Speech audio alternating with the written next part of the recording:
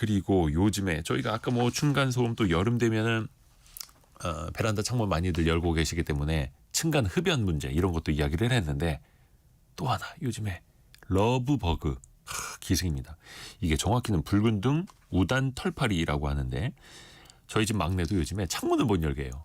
러브버그 들어온다고 막 난리를 칩니다. 아 어떻게 해야 될까? 이게 뉴스에서는 익충이라고 해충이 아니고 유익한 벌레라고 하는데 어디 그게 유익해 보입니까? 삶이 불편한데.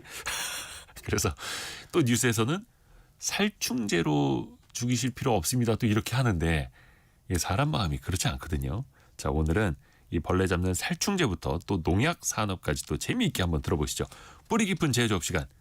숭실사이버대 환경안전공학과 교수이자 SF 소설가인 곽재식 작가 함께합니다. 안녕하세요. 안녕하세요, 곽재식입니다. 러브버그를 좋아하지는 않으시죠? 네, 러브버그는 뭐 안 좋아합니다. 그런데 이제 요 러브버그 이야기 나면 하나 이제 저 좀 짚고 넘어가고 싶은 게 네. 이게 처음에 우리나라에 많이 나왔을 때 사람들이 이거를 보고 뭐라고 불러야 될지 이게 딱 나왔을 때 이걸 딱 보고 붉은 등 우단 털파리다 이렇게 말하는 사람 거의 없지 않았겠습니까? 이름도 생소했죠. 네, 그래서 이게 처음 나왔을 이상하고. 때, 처음 나왔을 때 이게 뭔지 사람들이 잘 몰랐었는데 미국의 플로리다라든가 요 남부 지역, 남동부 지역에 이 비슷한 곤충이 한 30-40년 전부터 계속해서 많이 좀 생겨가지고 사람들에게 많은 좀 피해와 혼란을 끼쳤던 그런 게 유명했었습니다. 네. 그래서 그게 우리나라에도 나타났다라고 해가지고 이제 그거를 러브버그 미국에서 부르는 대로 영어 이름을 가져와가지고 러브버그라고 부르기 시작했거든요.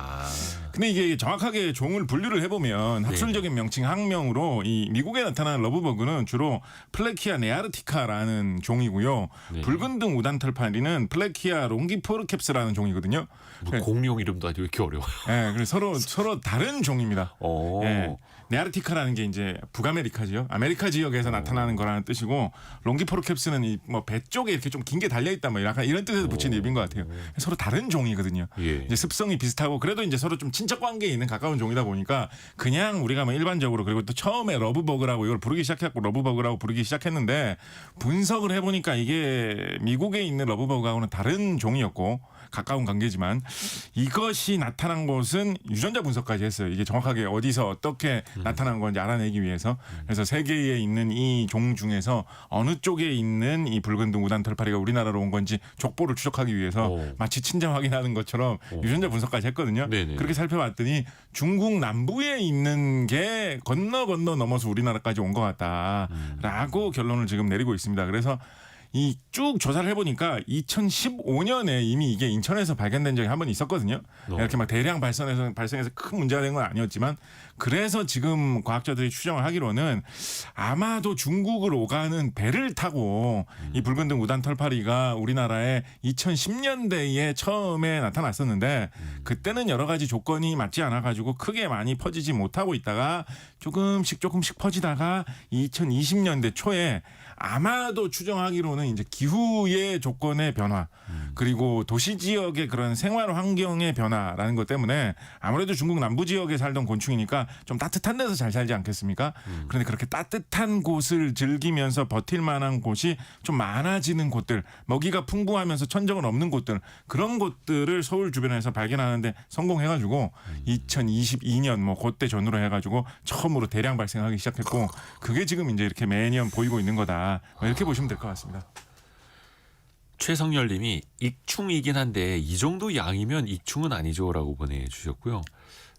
6261 님이 해결책을 보내주셨습니다. 러브버그를 해결할 수 있는 관세를 부과하라 러브버그에게 이렇게 트럼프처럼 마음 같아서는 그러고 싶습니다만 근데 뉴스에서 그러더라고요. 러브버그 잡을 때 살충제는 가급적 뿌리지 않는 게 좋다. 네. 이유가 뭐예요? 이 사실은 러브버그 자체만을 없애기 위해서 살충제 뿌리는 거는 크게 나쁠 거는 없습니다. 그래서 집에 러브버그가 들어왔다. 그래가지고 내가 집에 있는 살충제로 러브버그를 좀 잡아야 되겠다. 뭐 이런 거는 큰 문제는 사실은 안 됩니다. 그런데 그 살충제를 쓰는 건 안 좋다라는 말을 이게 왜 하냐면 너무 많이 나타나니까 이제 시민들이 민원을 넣거든요. 그러면 이제 구청이나 시청에서 이 관공서 작업으로 뭐 산이나 들에 대규모로 살충제를 뿌려가지고 한번 싹 쓸어보자. 요거를 사람들이 많이 기대를 하고 있는데 어떻게 예전에 그 방구차 같은 거? 네, 그거를 좀 자제하는 게 좋을 것 같다. 아직까지는 이라는 생각을 하고 있는 것입니다. 그거는 그 살충제를 뿌리면 뭐 러브버그 때문에 그거를 특별하게 그렇게 뭐 문제시하는 것보다도 그 살충제를 뿌렸을 때 러브버그만 죽는 건 아니잖아요. 다른 곤충들도 분명히 다 같이 죽을 거거든요. 그러니까 그렇게 되다 보면 지금까지 우리가 뭐 방역을 안 하고 있는 것도 아니고 일정한 정도로 모기 같은 걸 퇴치하기 위해서 살충제를 이미 좀 뿌리고 있는데 러브버그 때문에 살충제를 훨씬 더 광범위하게 너무 많이 살포하다 보면 정말 예를 들어서 뭐 꿀벌이라든가 나비라든가 이런 곤충들이 확 죽어버리면 이런 곤충들이 돌아다니면서 이 꽃가루 꽃에 있는 그 꽃가루를 서로 이렇게 잘 섞어줘야지 그것 때문에 씨가 맺히고 야생의 식물들이 자라나고 야생 아니라도 뭐 가로수라든가 심지어 농촌의 과수원의 식물들도 그런 것 때문에 열매를 맺고 자라날 수가 있는 것인데 그런 거를 할 수 있는 곤충들이라든가 그렇게 꼭 생태계에 필요한 곤충들까지 다 전멸해버리면 정말 큰 위기가 올 수 있기 때문에 아직까지는 좀 우리가 이게 또 잠깐 한 1, 2주, 2, 3주 정도 고통을 주다가 사라지는 거잖아요. 그러니까 좋은 방법을 좀 찾아낼 때까지 살충제는 최후의 수단으로 좀 자제하자라는 의미에서 살충제는 쓰지 말자라는 이야기가 나오고 있는 거라고 보시면 되겠습니다. 참 짧고 굵게 임팩트를 주고 사라지는 러브버그. 그렇죠. 내년에 또 많아지겠죠. 김이슬님이 아이디어 하나 또 주셨습니다. 러브버그의 천적은 참새라고. 참새 키울까요? 이렇게.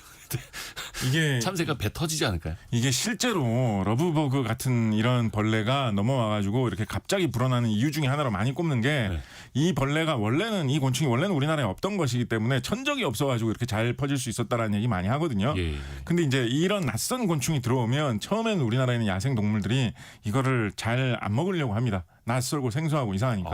근데 그러다가도 세월이 좀 흐르면 이제 서서히 이렇게 좀 적응이 되면서 배도 고프고 요즘 잠깐 눈에 띄는 좀 먹어볼까? 뭐 이런 얘기 하거든요. 신메뉴에 익숙해지는 네, 우리나라에서도 되게 생소한 외국 음식 같은 거 들어오면 예를 들어서 처음에 우리나라에 뭐 까르보나라 이런 거 들어왔을 때 느끼하다고 사람들 잘 안 먹었잖아요.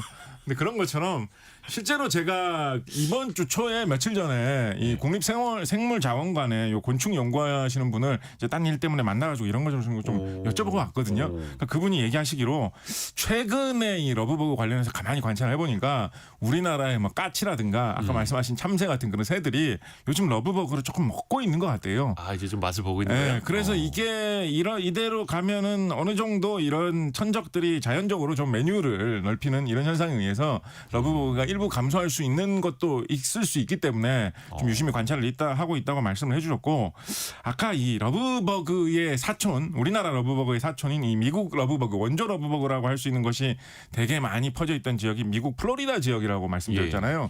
그래서 플로리다에서 지난 거의 한 30년 동안 매년 관공서에서 요즘 플로리다 러브버그 철되었습니다. 여러분 주의하십시오. 조심하십시오. 맨날 이렇게 관공서에서 안내하고 그랬었거든요. 네네네. 그런데 작년 금년 특히 금년에 러브버그가 플로리다에서 이상하게 굉장히 줄었습니다. 완전 사라진 건 아닌데 과거처럼 그렇게 사람들이 놀라고 고통받을 정도하고는 비교할 수 없을 정도로 금년에 굉장히 확 줄었거든요. 그래서 그거를 또 미국 과학자들은 지금 연구한다고 이게 왜 갑자기 줄었을까? 되게 수수께끼인데 지금 하루 이틀 지금 요즘 좀 나오고 있는 이야기는 아마도 이 플로리다에 있는 이런 여러 가지 이 동물들이 지금 천적들이 좀 적응했을 것이다. 그 가능성도 무시할 수 없다라는 이야기 하고 있거든요. 그래서 우리나라에서도 이 뭐 물론 플로리다처럼 이렇게 30년씩 걸리면 좀 곤란하긴 하겠죠. 근데 이제 자연적으로 이렇게 천적의 적응에 의해서 감소하는 그런 것도 있을 수 있기 때문에 좀 유심히 봐가면서 이런 분야에 대한 좀 연구 예산을 늘려가지고 곤충 연구하시는 분들한테 좀 많이 투자를 해가면서 잘 살펴보면 좀 더 좋은 그런 퇴치 방법, 관리 방법을 찾을 수 있을 것 같습니다. 우리 주변에 까치, 비둘기, 참새, 동물 친구들한테 빨리 소문을 내야겠네요. 네네. 러브버그 맛있다고. 네. 그러면 인간은 어떻게 대처해야 되느냐? 일단 우리가 살충제를 또 여름 되면 거의 끼고 삽니다. 네. 이게 어떤 원리일까요? 어떤 성분으로 벌레를 죽이게 되는 거예요? 예, 근현대 살충제의 약간 뿌리라고 할 수 있는 성분이 피레트린이라는 성분입니다. 피레트린. 피레트린이라는 성분이 제충국이라는 들국화 계통의 꽃에서 뽑아낸 성분이거든요. 그래서 이게 어디에 원래 굉장히 유명한 명물이었냐면요. 크로아티아에 달마시아라는 지방이 있습니다. 달마티아라고도 하는데 이 달마시아라는 지방 원래 이거 제충국 말고 또 뭘로 유명했을까요? 달마시아.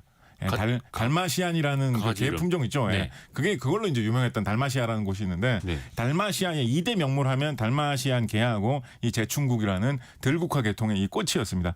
그런데 이 제충국에서 추출한 물질이 곤충을 죽이는 곤충을 몰아내는 이런 성분이 있다라고 해가지고 제충국을 대량으로 재배를 해가지고 거기서 피레트닐이라고 하는 이 곤충을 죽일 수 있는 성분만 뽑아내가지고 여러 가지 살충제로 활용을 하는 이런 연구가 19세기 중에 되게 많이 발달을 한 것이죠. 그래서 옛날에 그 기억나시나요? 요즘은 그렇게 많이 쓰지는 않는데 그렇게 소용돌이 모양으로 생겨가지고 초록색으로 생긴 모기향 있죠. 모기향. 네, 불 붙이면 조금씩 타들어가면서 연기 나오는 거. 네. 그런 거가 되게 초기에 피레트린 이용해서 만들어진 제품인데요. 피레트린 그 제충국 추출 물질하고 뭐 톱밥하고 이런 거 뭉쳐가지고 이게 국화 같은 거라서 제충국이라는 꽃 그렇습니다. 이름인 거예요. 예, 그러니까 벌레를 제거하는 국화 이런 뜻으로 살충제처럼. 붙인 이름이죠. 보면 그냥 보통 예쁜 들국화처럼 생겼어요. 예, 그래서 이 국화 계통의 이런 물질 중에 자기가 곤충을 몰아낼 수 있는 성분을 몸에 품고 있는 것들이 왕왕 있거든요. 예를 들어서 우리나라에서 흔하게 보이는 좀 잡초로 취급되는 풀 중에 쓰레기풀이라는 그런 이름의 풀이 있습니다. 그러니까 이름도 되게 잡초 이름 같이 붙였죠. 예, 근데 이 쓰레기풀 같은 경우에도 그 안에 성분 분석을 해보면 피레트린이 조금 들어있어요. 그러니까 이런 거를 가지고 있는 이유는 뭐냐면 이 식물들한테도 이런 곤충들이 많이 달라붙어가지고 식물을 갉아먹으면 식물한테 되게 피해잖아요. 그러니까 식물들이 곤충들이 자기를 너무 많이 먹으면 곤충들에게 복수를 하기 위해서 독을 몸에 좀 품고 있는 거죠. 근데 그 피레트린이라는 그 곤충을 잡을 수 있는 독성분이 특히 이 제충국이라는 들국화에는 많이 있어가지고 요거를 작물로 심어가지고 대규모로 이런 살충제 원료로 사용을 했던 겁니다. 이 피레트린 같은 경우에 곤충의 신경계에 작용을 하는 그런 독이거든요. 그래서 곤충이 먹거나 곤충의 몸속으로 곤충이 이렇게 많이 피레트린 성분을 닿아도 몸을 통해서 이 흡수가 됩니다. 마비가 되는. 예, 그래서 뭐 신경계가 이상하게 작동을 해가지고 곤충을 죽게 만드는 그런 역할을 하는 게 피레트린 성분인데 곤충의 신경계하고 사람의 신경계하고 구조가 다르거든요. 사람뿐만 아니라 뭐 포유류 동물, 쥐나 뭐 소, 말 이런 게 신경계가 다르거든요. 그래서 이런 쪽 동물에게는 거의 영향도 못 미치거니와 또 사람 같은 경우에는 소화 구조가 곤충하고는 달라가지고 피레트린을 만약에 소량 먹는다라고 하면 그게 그냥 다 소화돼가지고 분해돼서 전혀 다른 성분으로 바뀌어버립니다. 그래서 사람에게는 해가 굉장히 적은데 곤충에게는 상당히 치명적이기 때문에 이거를 사람이 사용할 수 있는 살충제로는 정말 이상적인 성분이다라고 해가지고 19세기에 이게 상당히 유행을 했고 우리나라에서도 그래서 20세기 중반까지 뭐 60년대 이럴 때까지 농촌에서 이 제충국 농사도 꽤나 많이 지었었습니다. 예, 그런데 이제 이 피레트린이 이런 원리로 작동을 한다라는 것들을 과학자들이 알아낸 다음에 이제는 제충국을 이걸 키워가지고 거기 나온 꽃을 꺾어가지고 그걸 짜고 뭐 어떻게 잘 뭐 말리고 해가지고 어떻게 피레트린 추출까지 그렇게 귀찮게 다 하냐라고 해서 인공적으로 피레트린과 같은 효과를 내는 그런 물질들을 합성하는 연구를 사람들이 시작했거든요. 그래서 뭐 여러 뭐 술에서 뽑아낸 뭐 알코올이라든지 뭐 이런 그 소금 성분으로 만드는 뭐 양잿물이라든지 이런 여러 가지 재료들을 이용을 해가지고 인공적으로 화학 반응을 시켜서 피레트린과 비슷하면서 비슷한 효과를 내는 물질들을 만든 것을 이제 흔히 피레트로이드라고 하는데 지금까지도 여러 가지 살충제에 이 피레트로이드들이 많이 사용이 되고 있습니다. 그래서 피레트로이드들이 당연히 이제 단가도 싸고 만들기도 좋고 효과도 더 좋고 이런 쪽으로 많이 만들었겠죠. 그렇다 보니까 이 피레트로이드들이 유행하면서 이 한 70년대부터 우리나라에 제충국 농사 짓는 분들이 싹 다 없어졌어요. 좀 많이. 이런 합성물 나오면서. 네, 그래서 지금은 거의 제충국 농사를 안 짓고 있는데 또 이제 요즘에는 또 사람들이 있던 건강이라든가 환경 이런 걸 많이 생각하다 보니까 이거는 합성으로 만들어낸 인공 피레트로이드가 아니고 제충국이라는 국화꽃에서 짜낸 진짜 자연 피레트린이다라고 하면 오히려 요즘에는 또 좀 좋게 봐주는 그런 문화가 좀 생겼거든요. 그래서 최근에 다시 한번 요 제충국 농사를 좀 지어볼까 하시는 분들이 국내에도 좀 있습니다.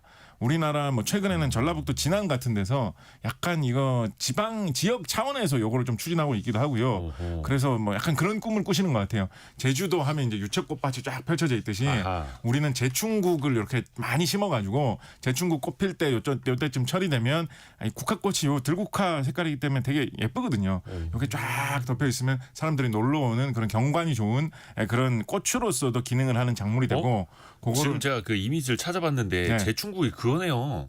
국화인데 우리 왜 어릴 때 계란꽃이라고 불렀던 그 계란꽃이라고 흔히 부르는 거는 이제 개망초라고 부르는 꽃인데요. 비슷하게 생겼는데요? 네, 그건 전형적인 개망초는 전형적인 잡초로 피레트린 성분이 되게 조금밖에 없거나 거의 없다고 볼 수 있고요. 제충국이 비슷하게 생겼어요. 근데 제충국이 다른 거예요? 제충국이 다른데 제충국에 훨씬 더 피레트린이 많이 들어 있습니다. 근데 우리나라 옛날에 제충국 좀 키웠다라고 말씀드렸잖아요. 그래서 전국 각지에 잘 찾아보면 제충국이 어디 조금씩 남아 있는 데가 있습니다. 뭐 이 밭두렁이라든가 뭐 산 밑에라든가 이런 남아 있는 데가 있거든요. 그래서 이런 거 식물 조사하는 클럽 같은 데서 보면 제가 드디어 제충국을 남은 데를 찾은 것 같습니다라고 해서 사진 찍어서 보내주시면 식물 연구하시는 분들이 개망초입니다. 그냥 평범한 들국화입니다. 뭐 이렇게 말하는 경우 되게 말하는 경우 꽤 제충국 있는데. 아니라고. 네, 그런데 제충국 가끔 남아 있는 경우도 있고요. 예. 요즘에 다시 이게 좀 인기가 불어가지고 제충국을 농사를 짓는 시도도 우리나라 곳곳에서 조금 이루어지고 있고. 좋을 것 같은데 아니 왜 제충국으로 이제 숲을 만들어 놓으면 거기는 진짜 모기가 없을 거 아니에요. 그렇죠. 여름에 적겠죠. 산책하기 진짜 훨씬 좋겠는데. 적겠죠. 예, 그런 것도 있고 그 아까 말씀드린 피레트로이드 같은 경우에 이제 살충제 특히 이렇게 이 사람이 있는 곳에서 쓰기 좋은 살충제 좀 대표로 자리 잡아가지고 우리가 뭐 이렇게 뿌리는 형태의 살충제 있죠. 네. 거기 성분 같은 거 읽어보시면 성분 조그맣게 적혀 있죠, 그죠? 잘 읽어보시면 무슨 트린, 뭐 무슨 트로이드 이렇게 끝나는 이름이 적혀 있는 경우가 많이 있습니다. 네. 그게 바로 피레트린과 같은 인공 성분인 피레트로이드 계통의 성분인 것이다라고 보시면 뭐 10중 8구 맞고요. 아까 잘 설명해 주셨는데 우리 옛날에 80년대에 방역을 위해서 지역에서 이렇게 공공기관에서 흔히 그때는 이제 소독을 한다라는 식으로 많이 했어요. 그래서 차가 지나가면 소독차 뭐 이런 식으로도 이야기를 많이 했고. 방구차. 예, 그런데 이제 그게 약간 말이 잘못된 게 사실은 뭐 소독을 한다는 거는 이제 독을 없앤다는 뜻이지 않습니까? 그게 무슨 독을 없애거나 뭐 동네에 있는 뭐 세균을 뭐 싹 박멸하거나 이런 게 아니고요. 예. 기본적으로 살충 작업을 하는 겁니다. 그러니까 모기라든가 파리 같은 걸 없애기 위한 약을 뿌리고 다니는 작업이 그걸 기체로 뿌렸던. 그 허연 그 연기 같은 거 그거 뿌리고 다니는 네네네. 그거가 사실은 다 살충 작업을 하는 거였거든요. 저 궁금한 게 있어요. 네네. 그 뒤에 막 쫓아다니면서 막 네. 따라다니고 뛰어가고 했잖아요. 네. 그 다 들이마셨거든요. 네네. 그 사람이 마셔도 괜찮나요? 그 아까 말씀드렸던 대로 그때도 많이 사용하는 성분이 요 피레트로이드 계통의 이 제충국 피레트린 계통의 성분 또는 그걸 개량한 인공 성분을 사용하거든요. 그래서 곤충에게는 되게 강한데 사람에게는 효과가 거의 안 미쳐요. 그래서 일반적 물론 많이 마시면 좋을 건 없습니다. 그래서 뭐 이거 살펴보면 안전 기준 같은 건 있어요. 뭐 그 피레토이드 종류에 따라서 너무 많이 마시면 안 된다는 건 있는데 기본적으로는 사람에게는 상당히 안전한 성분이기 때문에 그래서 이제 동네에 그렇게 많이 뿌리고 다녔던 거죠. 그렇지만은 뭐 그걸 뿌린다고 해가지고 예전에 저기 그 무슨 우리나라에 무슨 뭐 이런 그 독감 계통의 이런 병 돌 때 방역을 해야 된다 이런 말이 나오니까 네. 지자체에서 이런 거를 이게 가시성이 좋다라고 하거든요. 흰색 연기를 막 뿌리면 사람들이 뭐 하는 거 좀 소독하는구나. 보이죠. 예. 그래가지고 소리도 좀 막 많이 했었는데 질병관리본부에서 이런 거는 바이러스 없애는 거하고는 상관없으니까 괜히 너무 많이 하지 마라라고 이야기한 적도 있었거든요. 그래서 그때 그렇게 많이 했던 게 이 살충을 위해서 주로 모기를 줄이기 위해서 왜냐하면 말라리아 같은 모기가 옮기는 병들이 지금도 우리나라에도 1년에 수백 건씩 발생을 하기 때문에 그때는 더 많이 발생했었고 그래서 그런 거를 우리가 생활 속에서도 많이 했었고 우리나라의 옛 문화의 일부로도 좀 스며 있었다라고 보시면 되겠습니다. 야. 그리고 또 이거 그 방구차 그 방역 말고 네. 무슨 킬라, 키파 이런 거 네. 칙 뿌리지 않습니까? 네. 그 밑에 사람이 있어도 괜찮아요? 그 들이마실 수도 있잖아요. 그것도 비교적 괜찮고요. 근데 이제 비교적이라고 하는 이유는 이런 뿌리는 그 살충제 같은 경우에 지금 또 어떤지 모르겠는데 이런 거 처음 나왔을 때요. 주로 이건 녹여서 좀 이렇게 희석을 해가지고 뿌리도록 돼 있는데 잘 녹이기 위해서 주로 이제 기름 성분 중에 석유에서 뽑은 성분 같은 걸 많이 썼습니다. 사람이 석유를 들이마셔서 좋을 게 없잖아요. 그래서 뭐 들이마시는 거 뭐 이런 거는 할 필요는 전혀 없고요. 뭐 몸에 좋은 거는 아닌데 그렇다고 해서 이 살충 성분 자체가 사람에게는 최대한 해가 좀 적을 만한 성분을 골라서 사용한 거기 때문에 뭐 그렇게 나쁜 거는 잘 없다. 그러니까 우리가 막 무슨 영화나 무슨 추리 소설 이런 걸 보면 뭐 사람에게 뭐 어떤 범죄를 저지르기 위해서 독약을 먹이려고 뭐 살충제를 구하고 이런 거 나오는데 웬만한 시중에서 흔히 구할 수 있는 살충제는 그렇게 사람을 한 번에 뭐 어떻게 할 수 있을 정도의 그런 정도의 위력을 갖춘 거는 찾기는 쉽게 입수하기는 쉽지는 않습니다. 네. 다만 또 안전 기준은 있다. 그렇습니다. 안전 기준은 다 있습니다. 그건 지키셔야 해야 됩니다. 되겠고. 네. 또 하나 그 살충제 없을 때 요즘에 그 인터넷에서 발 씻는 발 전용 샴푸 있다면서요? 네. 이거를 뿌려봤더니 바퀴벌레가 죽더라. 이런 것도 인터넷상에서 화제예요. 그 발 씻는 그 샴푸 만든 회사에서 그렇게는 활용하지 말았으면 좋겠다라고 좀 이야기도 했었고요. 이건 발 씻는 제품이니까 용도로만 사용해라라고 좀 이야기를 하긴 했었는데. 그게 뭐지? 독하다는 거예요? 발 근데 씻는 뭐 제품이? 그렇다기보다도 네. 그러니까 이게 이제 실험이라는 거는 항상 이 대조군을 가지고 비교를 하면서 효과를 실험해야 되거든요. 그래서 일반 비눗물 뿌렸을 때하고 그 발신된 샴푸 뿌렸을 때하고 맹물 뿌렸을 때하고 얼마나 곤충이 잘 견디느냐 이런 식으로 실험을 해야지 효과를 알 수 있는 건데 그냥 이렇게 짐작을 해 보기에는 일반 비눗물을 뿌려도 이 곤충들은 대부분 이제 피부에 나 있는 구멍으로 호흡을 하기 때문에 거기로 이제 비눗물이 들어가면 그리고 곤충들은 이 몸 겉면을 약간 기름진 그런 성분이 이렇게 싹 감싸고 있거든요. 예, 코팅한 것처럼 몸을 이렇게 잘 유지시켜주기 위해서. 근데 그게 다 녹아버리면서 온몸으로 이렇게 비눗물이 흡수가 돼버리면 그것 때문에 숨을 잘 못 쉬어가지고 그냥 웬만한 비눗물을 뿌려도 곤충들이 좀 살아남기가 힘들 텐데. 그 계면 활성제. 그렇죠. 예. 그게 뭘 녹이는 거죠. 예, 그러니까 그 기름과 물을 잘 섞어주는 거라고 보시면 됩니다. 아니 그래서 저는 얼마 전에 들었던 게 저는 예전에 안경을 비누로 좀 닦았었거든요. 네. 그럼 안 된다 하더라고요. 그 코팅이 벗겨진대요. 그럴 수 있죠. 예.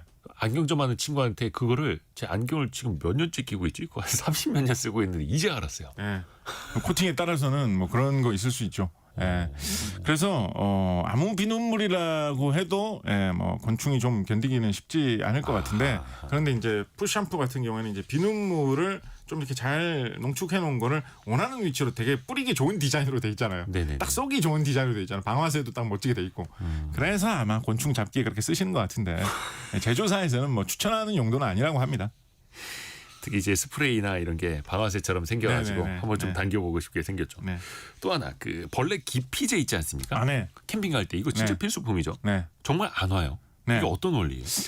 벌레 기피제로 제일 많이 쓰는 성분은 디트라고 해가지고 다이에틸 톨루아마이드라는 성분이 있는데요. 네. 이 성분 같은 경우에는 기본적으로 이 직접 닿는 것보다도 거기서 그 풍기는 냄새 그러니까 이게 이 증발해가지고 그 증발한 그 기체가 멀리 퍼지는 그게 영향을 미치는 형태로 만들어져 있습니다.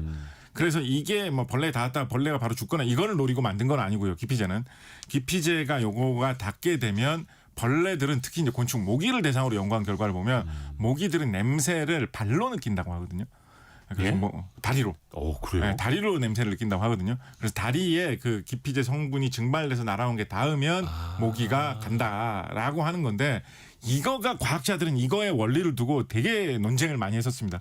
이 모기 다리에 뭐 기피제 성분 닿으면 모기가 좋아하냐 싫어하냐를 두고 논쟁을 한다라고 하면 저런 걸로도 과학자들은 논쟁을 하나 되게 사소해 보일 수도 있는데 모기가 워낙에 이게 병을 많이 옮기는 사람에게 큰 인명 피해를 끼치는 해충이고 예. 그리고 이런 기술을 잘 개발해가지고 곤충 쫓는 좋은 방법을 만들면 엄청난 돈이 되는 농약 개발하는데도 아주 잘 사용할 수가 있기 때문에 이거를 과학자들이 정말 열심히 연구를 했거든요. 그래서 크게 두 가지 정도의 작용을 한다라고 보고 있는데 네. 이 디트 이 성분이 그러니까 기피제 성분이 날아가가지고 모기 다리에 닿으면 모기 다리에 그 냄새를 잘 맡게 하는 성분을 약간 마비시킨대요. 사람도 코가 너무 센 냄새를 많이 맡으면 코가 얼얼해가지고 네네네. 다른 냄새 잘 안 맡게 되는 것처럼 네. 그러면 모기가 사람 냄새가 나는 곳을 못 찾는다라는 거예요. 그래가지고 사람한테로 굳이 못 오게 된다라는 거 하나가 있고요. 그리고 그게 먼저 밝혀졌습니다. 네. 그리고 최근에 거의 2010년대 들어와서 밝혀진 연구 중에 하나는 뭐냐면 모기가 자기들 기분으로도 그 디트 그 성분 냄새를 원래부터 좀 역겹게 생각한다는 거예요. 모기들이. 예, 그래가지고 아유 이거 냄새 왜 이렇게 지독해라고 하면서 이 안 오게 된다. 기피제 바른 냄새가 풍겨오면 좀 가게 된다 떠나게 된다라는 원리 그 두 가지 원리로 곤충들을 쫓는다라는 연구가 요즘은 좀 알려져 있습니다. 이야 재밌습니다. 그 또 하나 농약 이야기로 좀 넘어가 볼게요. 네. 진짜 강력한 게 농약. 이거 살충제보다 훨씬 더 세잖아요. 이거는. 보통 그렇게 많이 만들죠. 네네. 근데 농약에는 원제와 완제가 있다고요? 이게 다른 거예요? 네, 원제라는 게 그 기본적으로 역할을 하는 그 성분 그 자체라고 보시면 되고요. 그러니까 원제가 어떻게 보면 100% 농축 액이라는 느낌, 액기스 느낌 네, 그런 게 이제 원제라고 보시면 되고요. 이 원제라는 거를 실제로 작업할 수 있도록 가공을 해놓은 게 완제품이라고 보시면 됩니다. 그래서 막 제일 간단하게는 그냥 좀 희석을 해놓은 거 이런 것도 완제품이라고 볼 수 있고요. 그리고 원제 유효 성분을 진짜로 벌레를 곤충을 잡을 수 있는 성분을 만들어놨더니 그게 가루 성분으로 만들어지더라. 혹은 뭐 알약 같은 모양으로 만들어지더라라고 네. 하면 그거를 잘 사용하기 위해서는 어떤 그걸 녹일 수 있는 그런 뭐 기름이나 물에다가 녹여야 될 거 아닙니까? 그래서 녹이는 작업 그런 거를 해가지고 완성해 놓은 것도 완제라고 부르기도 하고요. 그리고 이런 원제 물질 중에서는 상온에서 좀 쉽게 분해가 되는 것이 나오는 경우도 있습니다. 그럴 경우에는 분해가 되면 이제 유통기한 지나면 너무 짧은 기간이 유통기한만 지나면 못 쓰게 되는 그런 거가 되지 않겠습니까? 네. 그래서 그러면 보존 처리를 하기 위한 다른 물질을 섞어가지고 좀 오래가게 만들어 놓은 이런 작업을 마친 것을 완제라고 합니다. 우리나라 이거 조금만 더 말씀을 드리면 우리가 이제 흔히 이제 농약이라고 하면 그거를 영어로 페스티사이드라는 말의 번역어를 농약으로 많이 씁니다. 여기서 페스트라는 말은 어떤 해충, 농작물을 뭐 잡아먹는 나쁜 것이라는 게 거를 페스트라고 하고요. 네. 사이드라는 말은 그거를 잡는 거, 죽이는 거라는 뜻이거든요.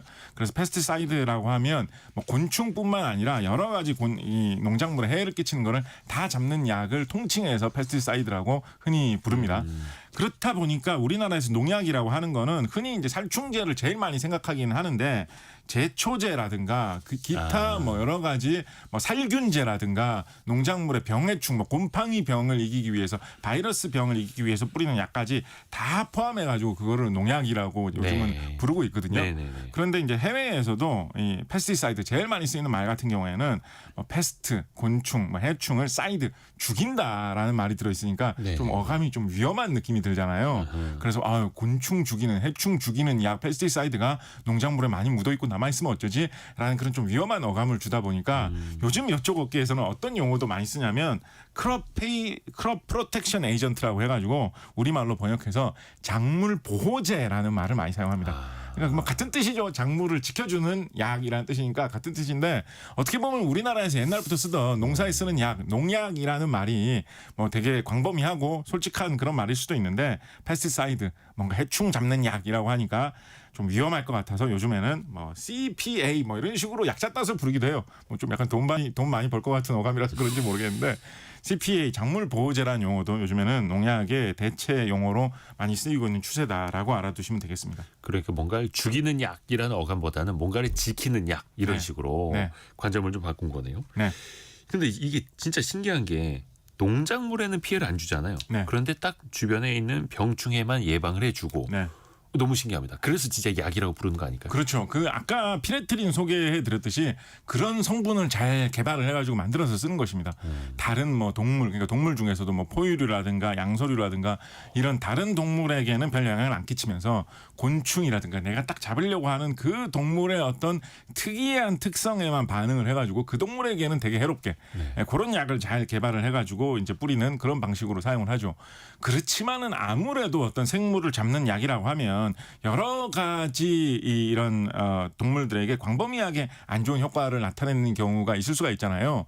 그 살충제 같은 경우에는 사람에게는 해가 없는데 물고기에게는 해가 있는 경우가 왕왕 있거든요. 그러니까 곤충에게는 특효약이고 예. 사람에게는 별로 해가 없는데 물고기에게는 좀 나쁘다 이런 것들이 꽤 많이 있거든요. 네. 그래서 이제 살충제를 많이 뿌리고 나면 그 살충제 물이 이렇게 흘러나오면 근처에 시냇물 같은 데로 흘러 들어가면 거기는 물고기들이 죽어서 좀 떠오릅니다. 그래서 둥둥 떠올랐다 이 네, 뉴스에 나오고. 그러면 이제 과거에 이렇게 보여주면서 아니 그 공중에 뿌린 살충제가 약간 물에 들어갔을 텐데 네네네. 그것 때문에 이렇게 물고기가 죽는다는 얘기는 얼마나 독한 거냐라는 아하. 식으로 약간 좀 무시무시하게 보도가 된 경향도 있는데 네. 그런 식으로 좀 그 영향을 예측하기가 좀 노동이 많이 필요한 그런 것들이 많습니다. 그래서 우리나라 같은 경우에는 농약을 PLS, Positive List System이라고 해가지고 농약을 어떤 작물에는 이 농약만 사용할 수 있다라고 해서 정해둔 긍정적인 목록 속에 들어있는 이 목록에 있는 것만 써야 되고 거기 들어있지 않은 약은 뭐든 쓰면 안 된다. 그러니까 뭐 아주 미량은 뭐 사용해도 되겠지만 일정 정도 이상은 뭐든 사용하면 안 된다라는 식으로 우리나라에서 규제 제도를 운영을 하고 있습니다. 주변 생물하고도 연관이 그렇습니다. 그래서 여러분 혹시 농약 사보신 분 계신지 모르겠는데 농촌에서 이 농사 지으신 분들은 다 한 번씩 사보셨겠죠. 네네네. 농약을 사러 가가지고 농약을 보면 우리 보통 뭐 식품 같은 걸 보면 이렇게 영양 성분표 같은 거 이렇게 조그맣게 하나 붙어 있잖아요. 네. 그죠? 근데 농약을 사가지고 보시면 농약병에 그게 엄청나게 크게 붙어 있거든요. 그래가지고 농약병을 조그만 거를 사면 그게 뺑뺑 다 둘러쳐도 그거를 다 쓸 수가 없어요, 내용을. 그래서 그게 이렇게 두루마리 휴지처럼 휘감겨 있는 경우도 많이 있습니다. 이렇게 둘둘둘 풀어가지고 펼쳐봐야지 그 성분명이. 내용을 다 볼 수 있도록. 왜냐하면 그게 이 농약은 어느 작물에는 얼만큼 써야 되고 뭐 가지에는 얼마나 써야 되고 고추에는 얼마나 써야 되고 감자에는 얼마나 써야 되고 쫙 이런 식으로 적혀 있는 경우도 꽤 많이 있거든요. 그래서 이게 상당히 엄격하게 관리가 되고 있고 그 농약을 사용한 다음에 얼마나 잔류 농약이 남느냐. 그래 농약을 사용하고 뭐 다 작업을 한 다음에 출하할 때 소비자한테 전달될 때 그 농작물의 겉면에 농약이 얼마나 남아 있느냐. 요런 것까지도 다 농약별로 기준을 만들어 가지고 관리를 하고 있기 때문에 사실은 농약을 하나 개발을 해 가지고 판매를 한다라는 게 상당히 사실은 어려운 일입니다. 뭐 일부 약간 과장해 가지고 이야기하기에는 거의 뭐 신약 개발만큼 어렵다라고 이야기를 많이 합니다. 농약도 약이라서. 특히 이 주성분이 되는 원재 같은 경우에 완제품은 원재를 어차피 조합하고 희석해가지고 만드는 거니까 좀 여러 가지로 뭐 다양하게 많이 나올 수가 있는데 그 핵심 성분이 되는 원재 개발 같은 경우에는 우리 이제 주식 투자에서도 이제 그런 거 많이 있지 않습니까? 어떤 이 신약 개발한 회사가 새로운 물질을 개발했다, 뭐 임상에 들어갔다, 임상 1상, 그쵸. 2상까지 갔다. 그럼 한 단계 넘어갈 때마다 막 좋은 소식을 하면서 주가가 이렇게 팍팍 오르잖아요. 예. 농약도 그 비슷하게 허가받는 절차도 복잡하고 허가받는 범위를 넓히는 것도 대단한 일이기 때문에 그런 식으로 단계별로 진행될 때마다 야 이거 엄청난 돈이 되는 거 아니야 라면서 사람들이 기대도 많이 하고 또 그 과정을 통과하기도 굉장히 어렵습니다. 그렇기 때문에 이 농약 산업이 의외로 우리나라에서는 이제 그런 인식이 조금 덜 퍼져 있는 것 같아서 저는 되게 아쉬운데요. 네. 농사하면 되게 옛날 산업이고 우리나라는 이제 첨단 기술 산업을 해야 되니까 농업 이런 거는 이제 좀 관심 없어졌지라고 하는 그런 막연한 인식이 있는데 의외로 이 농약 개발하는 회사들이 다 선진국 회사들입니다. 세계 5대 농약 메이저들이 전부 다 선진국 회사들이고요. 5대 농약 메이저 중에 3개 회사가 유럽 회사들이고 2개 회사가 미국 회사거든요. 그중에서 뭐 제1회사라고 하는 회사는 근래에 중국에서 엄청난 돈을 주고 사들여가지고 중국으로 넘어갔고 그래서 세계의 주요 거대 기업들이 최고의 어떤 기술력을 동원을 해가지고 차지하려고 하는 시장이 농약 시장이라고 보시면 될 것이고 그 근원에는 농약이라는 거는 안전성이 중요하기 때문에 그렇죠. 어떻게 뛰어난 기술력으로 그 안전성을 입증할 수 있느냐. 그리고 세계의 그 수많은 나라들마다 서로 다른 규제와 안전성 기준을 갖고 있는데 그거에 대한 허가를 어떻게 다 받을 거냐. 그거를 해낼 수 있을 만한 인력과 기술과 지식이 있어야지만 농약을 판매할 수가 있어서 세계의 거대 글로벌 농약 회사들의 입지가 굉장히 튼튼하고 돈을 많이 벌어간다라고 보시면 그 되겠습니다. 어마어마한 농약 시장까지 우리가 살충제 이야기 그리고 이제 농약까지 이야기를 하고 있는데요. 지금까지 들어와 있는 뉴스도 한번 또 정리해서 보내드릴게요. 곽재식 작가와 이야기는 잠시 후에 이어가겠습니다. 라디오 정보센터 다녀옵니다. 뿌리 깊은 제조업 시간, 곽재식 작가와 함께 이야기 이어갑니다. 우리 살충제 이야기를 했고 이제 농약 산업의 이야기를 하고 있는데 저 어릴 적에도 농약 파는 가게들 많이 봤거든요. 네. 거기에서 뭐 비료도 팔고 농약도 팔고 뭐 개 사료 같은 것도 팔고 막 이래서 심부름도 갔던 기억이 있는데 우리나라 농약 시장 규모는 어느 정도나 될까요? 우리나라 농약 시장이 사실은 발전할 수 있는 그런 바탕은 상당히 있습니다. 왜냐하면 아까 말씀드렸던 세계 주요 선진국 농약 업체들이 다 화학업체에서 출발한 업체들이거든요. 예. 세계 최대의 화학업체가 세계 5대 농약 업체에 뿌리고 뭐 이런 식으로 돼 있거든요. 그러니까 왜냐하면 농약이라는 게 다 화학 기술을 이용해가지고 여러 가지 물질을 합성을 해가지고 물질을 만들어내고 그게 또 해가 되는지 안 되는지 효과가 있는지 없는지를 확인할 수 있는 실험할 수 있는 역량이 다 있어야지 농약을 만들 수가 있으니까 농약 업체들이 화학 기술이 뛰어난 그 기반 속에서 탄생하는 경우가 많이 있습니다. 우리가 화학 산업에 대해서 한 두어 차례 했었는데 우리나라가 화학 산업의 크기가 크고 네. 기반이 있는 나라이기 때문에 우리나라가 농약 산업을 잘해볼 만한 여지가 충분히 있는 그런 나라입니다. 그러네요. 실제로 우리나라를 화학 산업 할 때 우리나라를 맹추격해가지고 지금 여러 분야에서 넘어섰다라고 하는 중국 화학업계 같은 경우에는 화학업계의 저력에다가 중국이 농사를 크게 짓지 않습니까? 네. 그러니까 국내 시장에 농약을 팔 게 많다라는 걸 결합을 해가지고 요즘은 세계 10대 농약 업체를 꼽아봐라라고 하면 중국 업체들이 막 슬금슬금 들어오거든요. 예, 그래서 뭐 일본 업체, 뭐 미국 업체 이런 세계 굴지의 농약 업체들하고 중국 업체가 경쟁을 하고 있는 상황이었기 때문이기 때문에 우리나라 농약도 잘해볼 만한 그런 바탕은 좀 있었습니다. 실제로 그런 방향으로 좀 자라나고 있었기도 했었는데 과거에 보면 네. 90년대만 하더라도 그 농약의 원재를 개발하는 그러니까 농약의 주 성분을 개발하는 업체들이 국내에 꽤 많이 있었어요. 한 뭐 10개도 넘게 있었던 그런 시절도 있었습니다. 근데 2000년대 들어오면서 그런 업체들이 대부분 다 좀 정리가 됐었습니다. 그 이것도 진짜 사람이 먹는 신약 개발하고도 되게 비슷한데요. 네. 신약도 보면 새로 개발하는 그 신약이 있고 옛날부터 만들어지던 약인데 그게 특허권이 없어져가지고 똑같은 약 복제약을 만들어내는 그런 시장이 있다라는 식으로 이야기하지 않습니까? 네. 그래서 복제약 같은 경우에는 뭐 제네릭이다 뭐 이런 식으로도 말을 하는데 농약도 이렇게 신농약이 있고 제너릭이 있고 뭐 약간 이런 식으로 구분을 해볼 수가 있거든요. 아하. 그래서 이 제너릭 같은 경우에 어디서든 수십 년 전부터 어디서든 만들어서 쓰던 거는 중국 업체들이 내수 시장, 중국 내수가 잘 팔리는 거를 기반으로 해가지고 싸게 잘 만들어가지고 세계에 공급을 하고 기술력을 갖고 있는 유럽 업체들이 이제 신농약을 개발하고 그 등살에 좀 못 이겨가지고 국내의 원재 업체들은 지금 좀 많이 정리가 됐습니다. 그래서 국내 원재 업체는 지금 뭐 하나 둘 남아 있을까 말까 뭐 이 정도 상황입니다. 그래도 국내의 농약 수출액 자체를 보면 수출액은 꽤 돼요. 우리나라 작년 같은 경우에 국내에서 해외로 수출된 농약 전체 수출액을 따져보면 한 1조 2천억 원치가 수출이 되었다. 뭐 이 정도로 대충 추계를 하고 있거든요. 1조 2천억이면 어느 정도 되는 양이냐라고 생각을 해보면 요즘 뭐 케이팝이 세계에서 제일 인기라 가지고 요즘 뭐 미국에 있는 영화사에서 뭐 케이팝을 소재로 무슨 뭐 영화도 네, 만들고 뭐 한다고 하던데. 만들고. 네. 케이팝 수출액이 대충 연간 전 세계에 한 1조 2천억 원 정도 보는데 우리나라 농약 수출하는 거하고 K농약이나 케이팝이나 돈으로 따지면 좀 비슷해요, 사실은. 근데 이제 아까 말씀드렸듯이 이 원천 기술을 이용을 해가지고 개발해내는 이 원재를 수출하는 양은 많지 않고 원재는 해외에서 들여오거나 아니면 국내에서 일부 살짝 생산을 한 거를 가지고 이 조합을 해가지고 만드는 완제품 생산이 주류를 차지하고 있는 것이 한 1조 2천억 원 정도 된다라고 보시면 되겠습니다.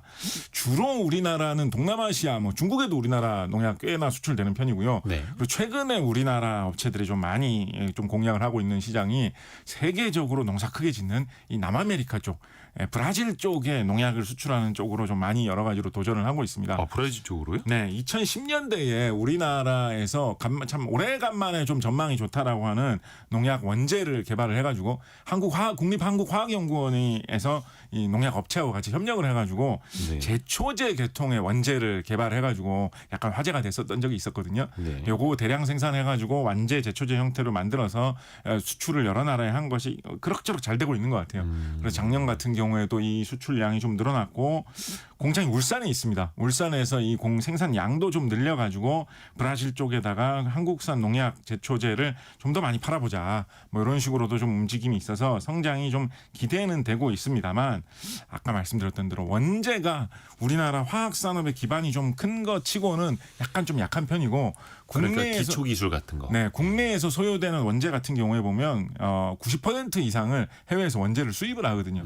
네, 그래서 이게 신원재를 새로운 농약 주 성분을 개발을 하기가 쉽지 않은 이런 것도 있고요. 그러니까 이거를 뭐 과학적으로 개발하기가 어렵다라는 거 한 가지가 있고 개발을 했다고 한들 그걸 어떻게 수많은 세계 주요 국가의 규제에 다 들어맞는지 실험을 해서 증명을 할 거냐. 그게 이제 쉽지 않은 그런 부담도 있고 그리고 이제 뭐 따로 또 여러 세계 업체와 경쟁을 하는 또 다른 요소는 이미 예전부터 쓸모 있다고 알려진 원재라고 하면 그 원재를 얼마나 순수하게 싸게 대량 생산해낼 수 있느냐.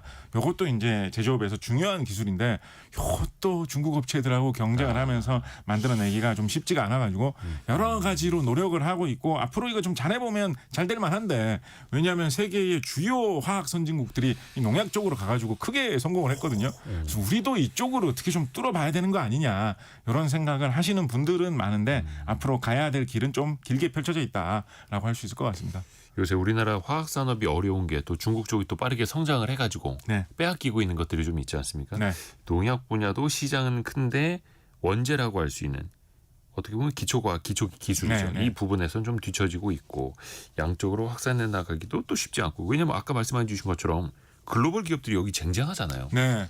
이게 이제 흔히 이제 농약계에서는 약간 표어처럼 속담처럼 쓰는 말이 어떤 말이 있냐면 네. 약은 아픈 사람들만 먹지만 쌀은 누구나 다 먹는다라는 그런 이야기가 있습니다. 예, 그래서 예. 농약이 한번 잘 되면 진짜 많이 팔린다라는 게 있거든요.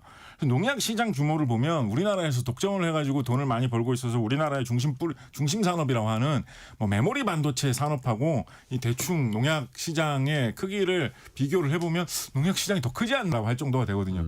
그래서 우리나라 반도체 시장에서는 정말 치열하게 경쟁을 하면서 뭐 몇 나노미터 공정을 개발 못하면 우리가 끝나니 어쩌니 하면서 엄청나게 고생을 하는데 네. 주요 선진국 화학 기업들은 농약은 이거 한번 자리 잡아 놓으면 좋은 거 하나 개발해 놓으면 계속 계속 특허로 판매를 할 수가 있구나라는 식으로 되어가지고 이 사업을 상당히 잘 하고 있습니다. 그래서 그런 걸 보면 되게 부럽기도 하고요.